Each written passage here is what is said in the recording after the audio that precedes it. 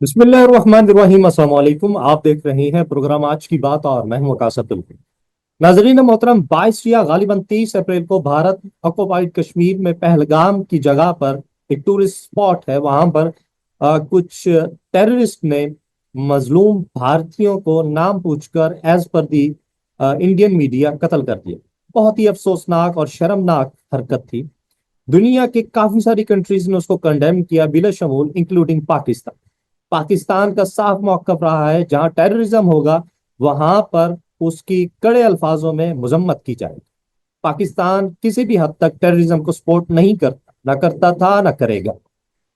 लेकिन conventional rival होने का फर्ज जो है वो भारत हमेशा निभाता है। कुछ भी हो जाए, चाहे इनको रात को नींद ना आए, सुबह ये जल्दी उठ जाए या वहां पर अटैक हो जाए, उसका इल्जाम पाकिस्तान के सर पहुंच जाता है। इन्होंने इसी आरएसएस आइडियोलॉजी को फॉलो करते हुए पाकिस्तान पर इल्जाम लगाया, न सिर्फ इल्जाम लगाया बल्कि वॉर की धमकियां देना स्टार्ट कर। इसी तरह से 6 या 7 मई की दरमियानी रात को इंडिया ने पाकिस्तान के डिफरेंट इलाकों पर, डिफरेंट सिटीज पर हमला कर दिया ड्रोन के साथ, जिसमें बहावलपुर, मुरीद के जो लाहौर के करीब है, या अहमदपुर शिरकी, इन सिटीज के ऊपर सिविलियन आबादी को निशाना बनाया। ना सिर्फ निशाना बनाया, इसकी झड़प में कई सारे जो सिविलियन थे उन्होंने जामे शहादत नोश। इसके अलावा पाकिस्तान क्योंकि एक पीस लविंग नेशन है और हमेशा से पीस का, अमन का जो है वो पैगाम लेकर पूरी दुनिया में जाता है, क्योंकि टेररिज्म से सबसे ज्यादा मुतासिर होने वाले हम खुद हैं। हमारे हमने कई लाख अपने आर्मी के नौजवान, सिविलियन नौजवान इस टेररिज्म की भेंट में कुर्बान किए, और उसके बावजूद हमारे ऊपर ही टेररिज्म का निशान लगाया जाए, ये काबिल कबूल नहीं है। पाकिस्तान ने भारत को वार्न किया कि अगर इस तरह की हरकत दोबारा की तो मुंह तोड़ जवाब मिले। लेकिन मोदी, जिसका दिमाग खत्म हो चुका है, उसने अपनी हठधर्मी बरकरार रखी और आइंदा आने वाले इलेक्शंस में जीतने के लिए पाकिस्तान को निशाने पर, न सिर्फ निशाने पर रखा बल्कि 10 मई को दोबारा से बैलिस्टिक मिसाइल के साथ नूर खान एयरबेस और पाकिस्तान की दूसरी पाक एयरफोर्स की एयरबेसिस को निशाना बना। तब पाकिस्तान के इनके फ्लॉप ऑपरेशन सिंदूर का जवाब अपनी विक्ट्री ऑपरेशन बुनियानुल मरसूस से जारी किया। और कुछ ही घंटों के दरमियान उन्होंने, यानी पाकिस्तान ने, इस तरह के फतेह टू मिसाइल इनके एयरबेसिस पर दागे के भारतीयों को जगह ही नहीं मिल रही थी कि वो कहां छुपे। इसलिए वो भागते हुए अपने को फादर, अपने सो कॉल्ड फादर अमेरिका के पास गए और भीख मांगने लगे कि हमारी सुलह करवा दो, सीज फायर करा दो। आज इसी टॉपिक पर हमारे पास बात करने के लिए मौजूद हैं डिफेंस और सिक्योरिटी एनालिस्ट अब्दुर्रहमान से। बहुत शुक्रिया ज्वाइन करने के लिए। वालेकुम सलाम Waqas, thank you so much for having me on. सबसे पहले आप हमें ये बताएं कि किस तरह से पाकिस्तान ने जो है वो रिटेलिएट किया अपने डिफेंस में, और जो इंडिया था वो ऑफेंस में जा रहा था पाकिस्तान के लिए। तो डिफरेंट ऑपरेशंस भी लॉन्च किए गए दोनों की तरफ से। आप इसको एक डिफेंस पर्सपेक्टिव के साथ किस नजरिए से देखें? वकास, बहुत शुक्रिया आपका, आपने मुझे अपने शो पर बुलाया। और डेफिनेटली ये बहुत ही अनप्रेसिडेंटेड है between the two nuclear arm neighbours. And you have already said in your that India and Pakistan again came face to face। और दोनों के पास चूंकि न्यूक्लियर वेपन्स हैं, और ये एक गैर मामूली सिचुएशन है जिसके अंदर दोनों फोर्सेस ने अपनी जो रिवायती हथियार हैं उनका बेदरेग इस्तेमाल किया है। ठीक है, और जिसकी वजह से अब दुनिया दोबारा से इंडिया और पाकिस्तान के दरमियान जो कश्मीर का है, उसको दोबारा से हाईलाइट करेगी। और हाईलाइट एक्चुअली हो चुका है। दुनिया इसको इग्नोर अब नहीं कर सकती, क्योंकि जैसे कि हमने हमारी जो गवर्नमेंट है उन्होंने न्यूक्लियर कमांड अथॉरिटी की जब मीटिंग को कन्वीन किया, तो उसने पूरी दुनिया में एक हलचल पैदा की। पाकिस्तान का जो जवाब है वो अब गैर रिवायती हथियारों की तरफ और जोहरी हथियारों की तरफ शिफ्ट होना शुरू हो गया। ठीक है, और जैसे हमने सुबह फजर के टाइम स्टार्ट किया अपना बयानुल मरसूस, और उसकी 4 से 5 घंटे की कांस्टेंट बॉम्बिंग की इंडिया कि फॉरवर्ड पोस्ट के ऊपर, एयरफील्ड्स के ऊपर, और इंडिया को बहुत हैवी कन्वेंशनल डोमेन में हमने लॉसेस पहुंचाए, तो they not go unnoticed. It actually reshaped the regional security dynamics. We have actually part of South Asia again. जिस तरह से आपने बताया कि हमने जो साउथ एशिया के पावर डायनामिक उसको हमने चेंज किया, रीशेप किया है भारत को लेके, क्योंकि भारत खुद अपने आप को जो है वो इस रीजन का जो है सुपर पावर कंसीडर करता है, या अपने आप को मानता है कि मैं सुपर पावर बनने वाला हूँ या कि बन चुका हूँ। अब पाकिस्तान की तरफ से, क्योंकि आप सिक्योरिटी के आपका जो एरिया ऑफ एक्सपर्टीज वो सिक्योरिटी एनालिसिस है, जो पाकिस्तान ने अपने वेपन्स यूज किए, या पाकिस्तान एयरफोर्स ने जो जेट्स, अगर उसका हम कंपैरिजन करते हैं राफेल के साथ, या वो जो मुठभेड़ हुई उसको आप किस तरह से इस सिक्योरिटी के डायलेमा में को देखते हैं, और जो राफेल गिरे हैं पाकिस्तान के काउंटर अटैक में, तो उसका क्या नुकसान हुआ होगा फ्रांस को भी और इंडिया को भी। डेफिनेटली, इसीलिए मैंने आपसे अभी अर्ज किया कि पाकिस्तान ने इस खित्ते जो दिफाई जो परसेप्शन है उसको बहुत हद तक चेंज कर दिया है. ठीक है, पाकिस्तान के पास एयरफोर्स की इन्वेंट्री में न्यूली इंडक्टेड 2 फाइटर जेट्स हैं, जिनमें से जैसे कि मशहूर ज़माना अब मुझे कहना पड़ा वेट एंड सी है. ठीक है, जो कि 4.5 जनरेशन का एक बहुत ही ज़बरदस्त फाइटर जेट है, और उसके बाद JF-17 block thunder aircraft. Right, ये दोनों एयरक्राफ्ट जो हैं ये बहुत पोर्टेंट है. बट इंडिया के पास चूंकि वेस्टर्न टेक्नोलॉजी है, उसका बना हुआ बेहतरीन जहाज राफेल, ठीक है, उसकी कैपेबिलिटीज से आप कतई नजर नहीं कर सकते. राफेल एक्चुअली बहुत ज्यादा पोर्टेंट है, और JF-17 थंडर्स और J-10C को मुकाबला देता है. इसमें हम ये नहीं कह सकते कि किसी का जहाज या उसकी कैपेबिलिटीज कम थी तो इस वजह से हुआ है. मेन चीज ये है आपने उस वेपन सिस्टम को और उस प्लेटफॉर्म को बैटलफील्ड में डिप्लॉय कैसे किया है, उसको आपने एम्प्लॉय कैसे किया है कि सुपीरियर मिलिट्री स्ट्रैटेजी और एयरफोर्स की सुपीरियर एयरफोर्स स्ट्रैटेजी के थ्रू आपने राफेल को, जो कि पूरी दुनिया ने देखा है. ठीक है, ये सिर्फ पाकिस्तान और इंडिया की एक झड़प नहीं थी, ये एक्चुअली दो अ, एक दूसरे के मद्दे मुकाबल टेक्नोलॉजीज का टकराव था.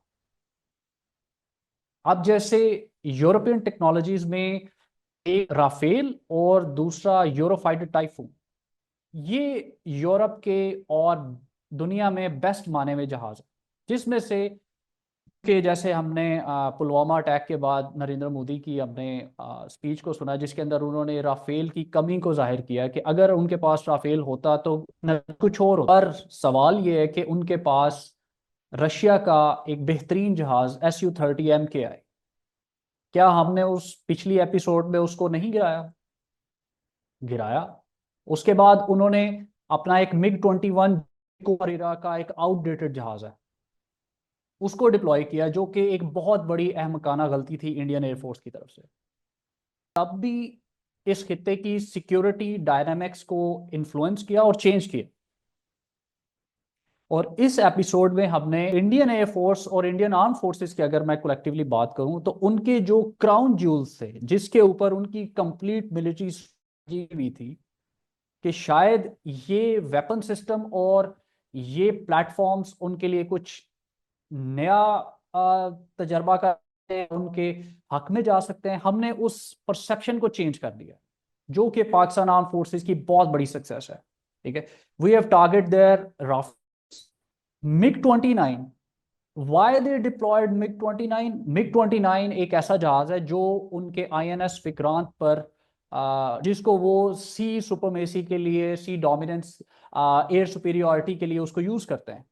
ठीक है, हमने उसको भी गिराया. यहाँ Su-30, it is a confirmed kill again. हमने Su-30 को 2 बार मात दी, और राफेल जो कि एक उसको 3 दफा मात दी.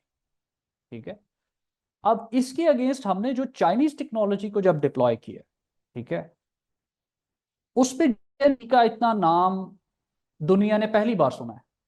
J10C चाइना ने फर्स्ट टाइम एक्सपोर्ट के लिए पाकिस्तान को सिर्फ सेल किया, और सेल करते साथ ही पाकिस्तान ने उसको बैटलफील्ड में बैटल हार्डन प्रूव कर दिया, जिसकी वजह से अब J10C के मजीद जो कस्टमर नेशंस हैं वो ज्यादा अप्रोच करेंगी और J10C को ज्यादा शोहरत भी मिलेगी। इस उसके टाइम जो साथ साथ J10C है पाकिस्तान, सर, जो इस टाइम J10C है जी वो जी, सिर्फ पाकिस्तान के पास मौजूद है और किसी कंट्री के पास मौजूद एक्सपोर्ट फर्स्ट टाइम पाकिस्तान को किया।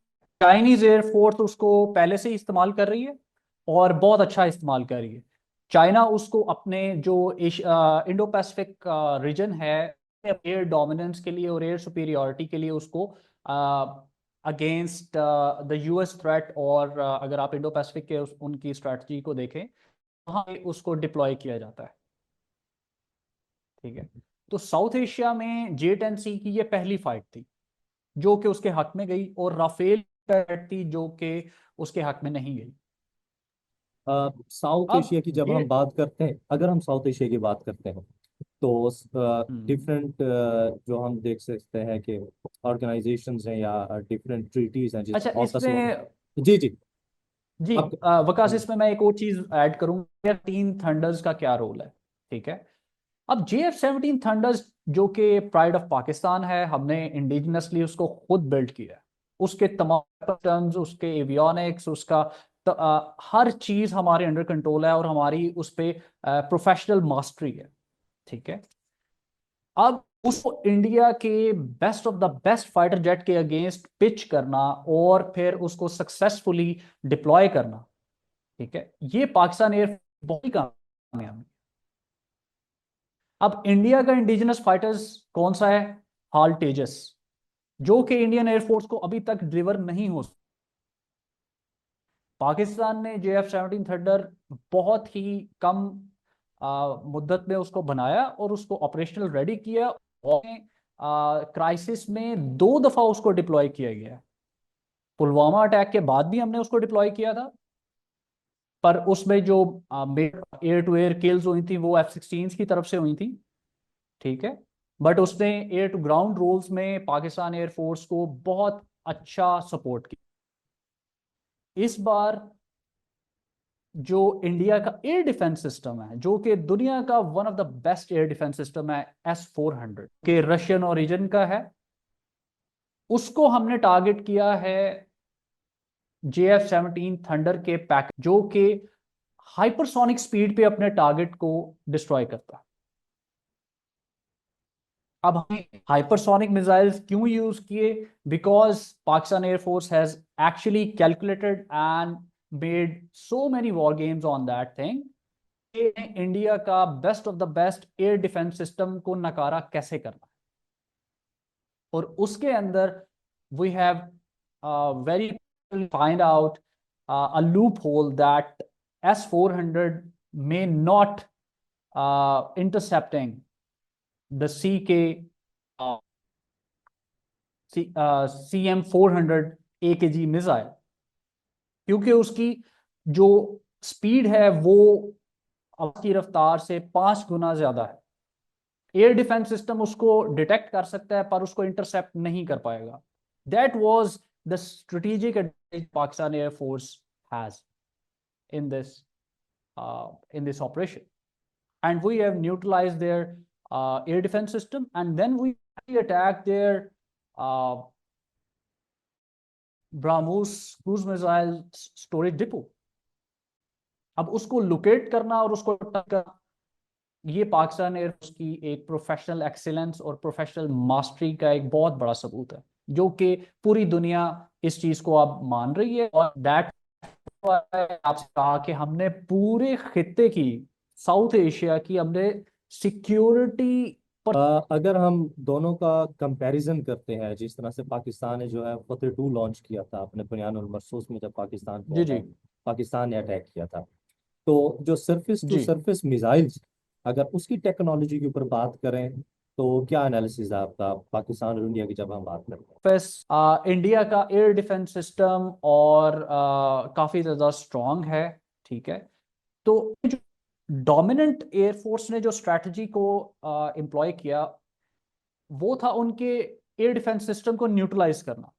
अब न्यूट्रलाइज करने के बाद हमारी जो आर्म फोर्सेस हैं और जो एयर फोर्सेस हैं उनके लिए इंडिया का एरिया ओपन हो जाता है, जिसके अंदर कितने भी एरियल प्रोजेक्टाइल्स हैं, चाहे वो किलर ड्रोन्स हों, कामाकाजी ड्रोन्स हों, आपके सरफेस टू सरफेस मिसाइल्स हों, उनको इंटरसेप्ट नहीं कर पाएंगे आप उस रीजन में जहां से आपने S-400 की बैटरीज को टारगेट किया है, right. So that's why our Bunyan ul Marsoos was very successful and our land forces actually that strategic window। और इसी ऑपरेशन के अंदर हमने इस चीज को मद्देनजर किस तरीके से air force, army, navy, cyber domain and space operation Bunyan ul Marsoos एक शानदार एग्जाम्पल नेटवर्क सेंट्रिक वॉरफेयर की एप्लीकेशन की। One of the best network centric warfare application दुनिया ने गल्फ वॉर में देखी थी, जिसके अंदर यूनाइटेड स्टेट्स ने इराक पे जब 1991 में जब अटैक किया था, तो you know operationalise all of its assets and the world actually came to know about. वही कॉन्सेप्ट पाकिस्तान आर्म फोर्सेस ने अपने इस मिलिट्री ऑपरेशन को ऑपरेशनलाइज किया और इससे सक्सेस को अचीव किया। और ये एक कंप्लीट मल्टी डोमेन सक्सेस थी, जिसके अंदर में भी पाकिस्तान के हैकर्स ने अपना काम किया। हमने स्पेस डोमेन में इंडियन के सैटेलाइट्स को जैम किया, जैसे कि हमने प्रेस कॉन्फ्रेंसेस को भी सुना, ठीक है। उसके बाद हमने इंडिया के एयर डिफेंसेस को जैम किया और उनको डिस्ट्रॉय भी किया। जो सुपरसोनिक क्रूज मिसाइल है उसको इंटरसेप्ट किया, उसको हैक किया और उसके बाद उनकी टारगेटिंग को इन्फ्लुएंस किया। That actually shows the professional mastery of Pakistan Air Force and the overall Pakistan Armed Forces. That was a complete success in multi-domain.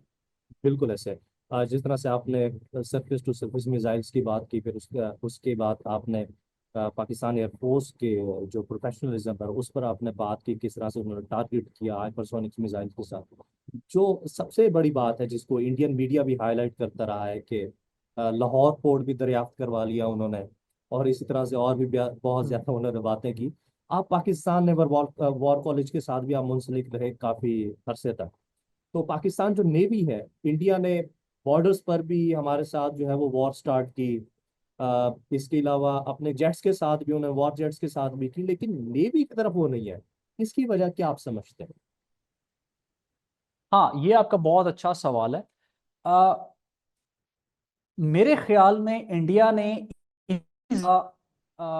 दो डोमेन्स में, आर्मी एंड एयरफोर्स की रिटेलिएशन के रिस्पांस में इतनी हजीमत जब उन्होंने नेवल डोमेन में Pakistan navy को चैलेंज करना काबिल कबूल नहीं समझा।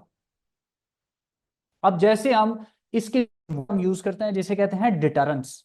डिटरेंस एक साइकोलॉजिकल कॉन्सेप्ट है जिसमें आप सिर्फ अपने एनिमी को के माइंड में एक क्लियर इंस्टिल करते हो कि you must not better to challenge me at the battlefield, because what kind of damage I will give it to you it, so you better not resort to use your weapon or whatever the domain you are actually going to use against me, right? So in my opinion, Indian navy जो कि Pakistan navy से बहुत ज्यादा बड़ी है, उनके पास काफी ships भी हैं और सबसे जो उनका क्राउन जूल है INS विक्रांत, ठीक है। उनके पास न्यूक्लियर सबमरीन्स भी हैं जिनके ट्रायल्स भी चल रहे हैं, ठीक है। और they are carrying K4 ballistic missiles जो कि उनकी सेकंड स्ट्राइक कैपेबिलिटी भी रखते हैं। So was really astonishing that Indian navy numeric बढ़तरी होने के बावजूद उन्होंने पाकिस्तान नेवी में बिल्कुल चैलेंज नहीं किया। ये इतनी बड़ी पाकिस्तान नेवी की सक्सेस है कि एक छोटी नेवी ने अपनल एक्सीलेंस की वजह से और Indian I will not actually comment on the broader Indian Ocean region. I will on the later talk on this subject the later on. But Arabian sea में पाकिस्तान नेवी ने अपने को इस्टेब्लिश किया और इंडियन नेवी को challenge करने से रोका। अब उसकी क्या वजह है? क्योंकि पाकिस्तान नेवी के पास highly advanced anti ship missile, Pakistan की तमाम सबमरीन उस वक्त ऑपरेशनल थी और इंटरनेशनल वाटर्स के अंदर और पाकिस्तान के वाटर्स के अंदर they are everywhere.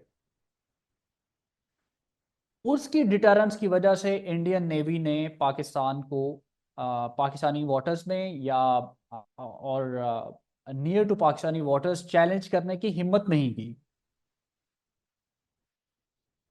Navy air force और आर्मी में उन्होंने हमें चैलेंज किया और उनको बहुत ही बिफिटिंग रिस्पांस मिला। इस रिस्पांस को कैलकुलेट करते Indian navy did not actually resort to challenge Pakistan navy around the Arabian C.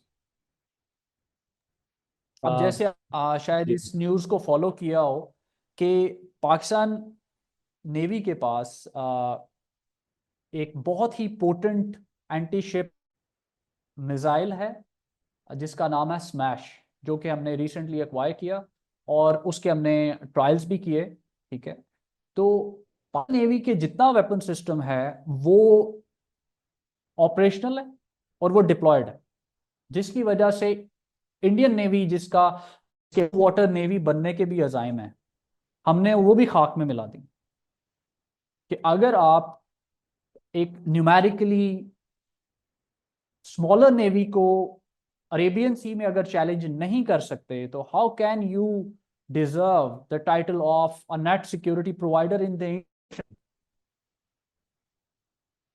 And I think Americans will definitely will calculate the Indian status of being a net provider, because Pakistan Navy heavily deterred Indian Navy in this operation. So it is actually a complete success that we actually deter them. जी वकास। जी, thank you so much sir. आपने बहुत अच्छी तरह से जो है वो पाकिस्तान एयरफोर्स को हमारे, और जो सबसे बड़ी बात थी नेवी के बारे में, इतनी ज़्यादा बात नहीं हो रही थी क्योंकि उस पर ना अटैक किया गया ना बहुत सारी चीज़ों को फर्दर देखा गया पाकिस्तान ने, उसको बड़ी अच्छी तरह से आपने हाईलाइट किया।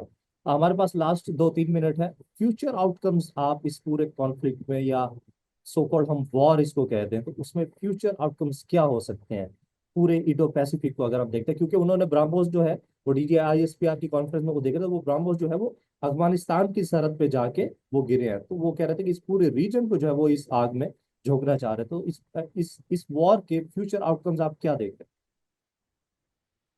जी डेफिनेटली ये एक काफी एक हद तक मुश्किल सवाल भी है। ठीक है, क्योंकि टाइम अब पूरी दुनिया ने देख लिए। इंडिया का एक जो रीजनल हेजमोन का एक बबल था, पाकिस्तान ने उसको बर्स्ट कर दी। और इंडिया की जो रीअलाइनमेंट्स इस रीजन में अगर आप देखें, ठीक है, तो आपको क्या लगता है कि इंडिया का अलायंस स्ट्रक्चर है जिसमें मेजरली यूरोपियन कंट्रीज हैं, जिसमें यूनाइटेड स्टेट्स है, ठीक है, जो कि डिफेंस मार्केट के तौर पे भी ट्रीट करते हैं और अगेंस्ट चाइना भी उसको एम्बोल्डन कर रहे हैं। चाइना की कंटेनमेंट में यूएस की इंडो पैसिफिक स्ट्रेटजी सबसे मेजर अलाय है वो तो इंडिया है इस रीजन में। तो फ्यूचर में इंडिया का जो ये हेजमोन का स्टेटस है और as a net security provider का स्टेटस है, I think we have effectively challenged it and America definitely recalibrate their calculations in the Indo-Pacific region. और इसमें मैं आपको एक चीज की तरफ इशारा दूंगा कि इंडिया के थ्रू ऑस्ट्रेलिया को एक स्ट्रेटेजिक पार्टनर्स के तौर पे चूज किया है। को वर्जीनिया एसएसएन्स न्यूक्लियर प्रोपेल्ड सबमरीन्स उनको सेल कर रहे हैं, और ऑस्ट्रेलिया का जो इंडो पैसिफिक में है उसको ज्यादा से ज्यादा इनहेंस कर रहे हैं।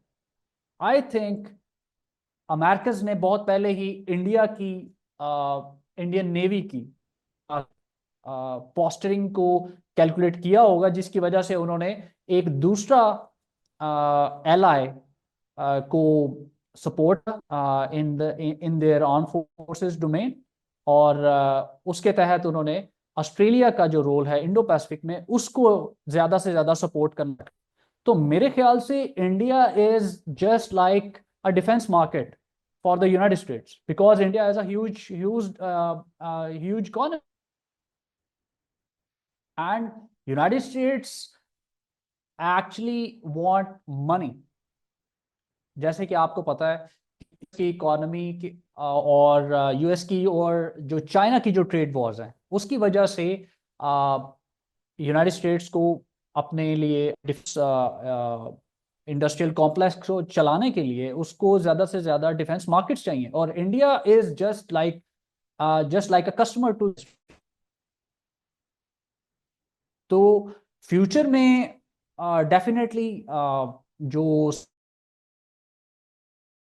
इसको बहुत हद तक इन्फ्लुएंस करके अपनी एक पोजीशन को हमने स्ट्रांग किए, और पाकिस्तान और चाइना का जो स्ट्रेटेजिक अलायंस है ये ज्यादा रहेगा, जिसके अंदर मिलिट्री टू मिलिट्री कोऑपरेशन भी आएगी, एयरफोर्स की डोमेन्स को ज्यादा से ज्यादा स्ट्रांग किया जाएगा। और डेफिनेटली जैसे कि मैंने आपको बताया नेवी ने पाकिस्तान नेवी के पास भी चाइनीज शिप्स हैं और चाइनीज मिसाइल सिस्टम्स उस पर लगे हुए हैं, चाइनीज रेडार सिस्टम। तो और अगर मैं ओवरऑल बात करूं तो पाकिस्तान का जो 80% डिफेंस इक्विपमेंट है वो चाइनीज ओरिजिन का है। आई थिंक कि Pakistan as a strategic ally to China, ये स्ट्रेटेजिक अलायंस मजीद बेहतर होगा, मजीद स्ट्रेंथन होगा। उसके लिए पाकिस्तान को अपनी इकोनॉमी पे ज्यादा से ज्यादा काम करना पड़ेगा। और I think this is one of the beautiful time जिसके अंदर पाकिस्तान को अपनी जो ग्लोबल परसेप्शन है उस पर काम करने की जरूरत है, क्योंकि पाकिस्तान को पूरी दुनिया ने इग्नोर किया। This incident actually highlighted Pakistan strategic position in the global world। इसमें मेरे ख्याल से इंडिया की जो एक रीजनल हेजमॉन की परसेप्शन थी वो अब डाइल्यूट कर दी। बहुत शुक्रिया अब्दुर्रहमान साहब, आपने हमें ज्वाइन किया, कीमती वक्त के लिए बहुत ज़्यादा शुक्रिया। और जिस तरह से आपने बहुत सारी चीज़ों को कड़ियों को जोड़ा आपस में और फ्यूचर आउटकम्स के ऊपर और पाकिस्तान नेवी के रोल के ऊपर बात की, लिटरली बहुत ज़्यादा इंप्रेसिव था। थैंक यू वेरी मच, आपने ज्वाइन किया। Thank you for having me. Thank you Waqas for having me in your show. Thank you so much. हमारे साथ मौजूद थे अब्दुर्रहमान साहब, डिफेंस और सिक्योरिटी एक्सपर्ट है। इनके area of expertise Indo Pacific का, और बेसिकली इनको बुलाने का जो मकसद था, इनका जो एरिया ऑफ इंटरेस्ट है और एक्सपर्टीज है, जिस तरह से मैंने पहले बताया, वो इंडो पैसिफिक है और कन्वेंशनल राइवल्स की तरफ यानी इंडो पाक के ऊपर ये बात करते हैं। नेवल वॉर कॉलेज के साथ कई सालों तक ये मुंसलिक रहे हैं, और इस तरह से इन्होंने नेवी के रोल को जो है वो बड़ी अच्छी तरह से बताया कि आखिरकार इंडिया ने पाक नेवी की तरफ आग उठाकर क्यों नहीं देखा, समंदर के राह से आने की कोशिश तक क्यों नहीं की, अपना आईएस जो इनका विक्रांत है उसको लेकर क्यों नहीं है, क्योंकि उन्होंने उसको तबाह नहीं करवाना था राफेल के लिए।